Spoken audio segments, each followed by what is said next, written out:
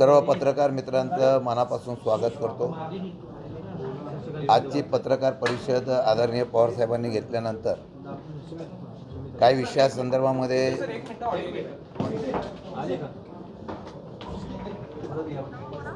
माझी भूमिका मांडण्याच्या संदर्भातला विषय या संदर्भामध्ये मी आपल्याला सर्वांना या ठिकाणी उपस्थित राहायला विनंती केलेली आहे। काही दिवसापूर्वी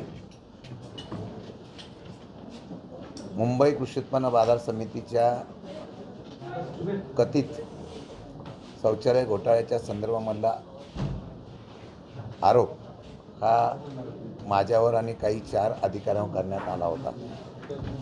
या संदर्भामध्ये काही बातम्या सुद्धा आल्या होत्या। त्याचा खुलासा करताना मी एवढंच सांगू इच्छितो की अगदी प्रामाणिकपणाने या सर्व प्रकरणामध्ये कुठल्याही प्रकारचा माझा संबंध नाही। प्रक्रिया करत असताना सध्याच्या राजकीय परिस्थितीमध्ये ज्या पद्धतीने एखाद्याचं राजकारणाच्या माध्यमातून चाललेलं कार्य थांबवण्याचा प्रयत्न होतो, त्याचं उत्तम उदाहरण हे माझ्या माध्यमातून आपल्याला सांगू इच्छितो। परवाच्या दिवशी भाजपचे अध्यक्ष चंद्रकांत बावनकुळे यांनी एक स्टेटमेंट केलं होतं की त्यांचा एक फोटो व्हायरल झाला होता, एक व्हिडिओ व्हायरल झाला होता। तर त्यांनी असं स्टेटमेंट दिलं होतं की 25-30 वर्ष एखादा आपलं प्रतिमा किंवा आपलं एक वलय निर्माण करणारा प्रतिनिधी असतो, पण तो प्रतिनिधी ज्यावेळेला प्रयत्न करत असतो तो एखाद्या फोटोनं किंवा एखाद्या स्टेटमेंटने त्याचं करिअर बदनाम करण्याचा प्रयत्न होतो। हे सत्तारूढ पक्षाच्या भाजपच्या अध्यक्षांच्या स्टेटमेंटच्या बरोबर मी सहमत आहे, पण तो नियम फक्त भाजपने स्वतःपुरता लागण्यापेक्षा सत्तेमध्ये असलेल्या सत्तेचा दुरुपयोग करणाऱ्या प्रयत्न करणाऱ्या आपल्या सत्तेमधल्या प्रमुखांना, त्याप्रमाणे सरकारमधल्या असलेल्या प्रमुखांना त्यांनी त्याप्रमाणे सूचना केली तर लोकशाही जिवंत राहू शकते। ही वस्तुस्थिती आहे की 25-30 वर्षे आमच्यासारखे कार्यकर्तेसुद्धा फार मोठ्या प्रमाणात मेहनत करून लोकांचा पाठिंबा आणि या बळावर 25-30 वर्षे आम्ही राजकारणामध्ये उभं राहतो।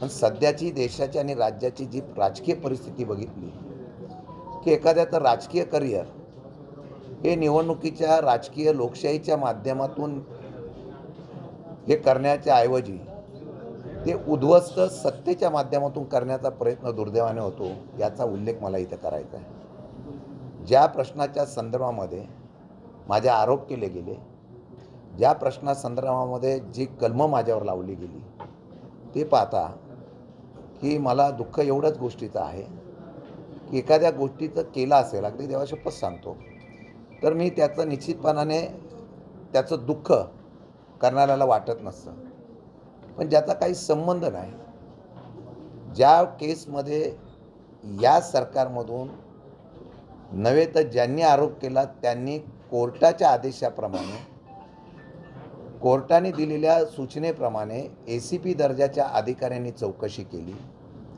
त्यांनी क्लीन चिट दिली।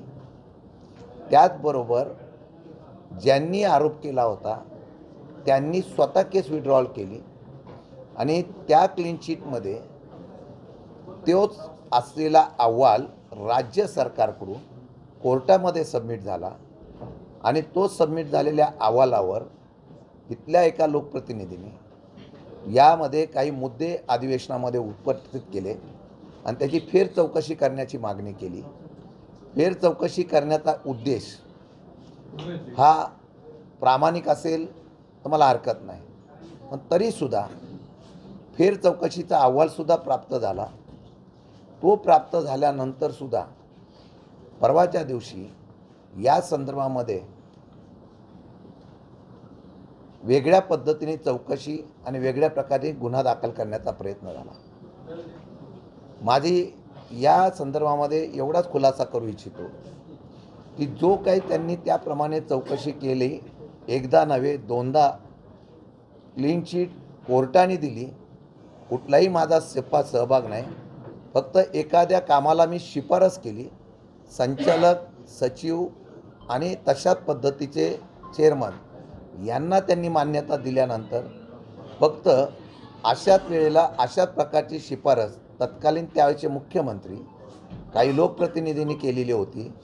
मग ह्या सगळ्यांना बाजूला ठेवून फक्त माझ्यावरच अशा प्रकारचा गुन्हा दाखल करण्याचा प्रयत्न झाला, हे दुर्दैव आहे. आणि म्हणून यामध्ये राजकारणाची राजकीय पातळी इतक्या खालच्या पातळीवर गेलेली आहे की लोकशाहीमध्ये आता निवडणुकीच्या माध्यमातून निवडून येणं किंवा पराभूत करणं हा विषय बाजूला ठेवून हुकुमशाहीच्या माध्यमातून अधिकाराचा गैरवापर करून कोर्टाने ज्यावेळेला मला जामीन मंजूर केला तेव्हा त्यांनी प्रत्यक्ष पाहिल्यानंतर मला कोर्टाचा न्यायदेवतेवर विश्वास आहे, त्यांचं मी मनापासून आभार व्यक्त करतो की ज्या पद्धतीने केस बनवली होती त्याची सत्यता बघून याच्यामध्ये तथ्य नाही म्हणून किंवा तथ्य असेल पण त्याची परत सुनावणी घेऊन मला जामीन मंजूर करून दिला. मी आपल्या ह्या संदर्भातून एवढंच सांगू इच्छितो की राजकारणामध्ये इतक्या खालच्या पातळीवर राजकारण जाऊन वेगवेगळ्या खोट्या कंप्लेंट करून जे सातारा जिल्ह्यामध्ये अशा प्रकारची पद्धत कधी राजकीय ह्याच्यामध्ये नव्हती. एकमेकांचा द्वेष, एकमेकांचा राजकीय विरोध तेवढ्यापुरता असायचा, पण तो आता इतक्या खालच्या पातळीवर जातो आहे आणि त्याला हातभार हा राज्य सरकारच्या असलेल्या अधिकारी वर्गातून किंवा राज्य सरकारच्या असलेल्या मुख्यमंत्री, उपमुख्यमंत्री, राज्य सरकारकडून होत असेल तर दुर्दैव आहे. मला एवढीच गोष्टीचा खुलासा करायचा की सत्याचा विजय होत असतो. मी आजही सांगतो की ज्या FIRमध्ये कुठल्याही प्रकारची कलमं लावली त्या FIRमध्ये ती केस ज्यावेळेला कोर्टात उभी राहील त्यावेळेला त्या कोर्टाच्या केसमध्ये ती टिकणार नाही एवढा विश्वास मला आहे. परंतु दुर्दैवाने अशा प्रकारचा प्रयत्न केलेला आहे आणि त्या प्रयत्नाला मी तेवढ्याच समर्थपणाने समोर जाण्याचा निर्णय निश्चितपणाने घेईन. पक्षाच्या माध्यमातून येणाऱ्या लोकसभा, विधानसभेच्या माध्यमातून कार्यकर्ता किंवा नेत्याला दाबण्याचा प्रयत्न होणं आणि अशा पद्धतीने त्याचा प्रकार करणं हे कितपत योग्य आहे. तर मी ज्या भूमिकेवर आहात त्या भूमिकेवर ठाम आहोत. अशा दबावाला बळी न पडता भविष्य काळामध्ये याहीपेक्षा जोमाने तेवढ्याच द्वेषाने काम करण्याचा निश्चित मी प्रयत्न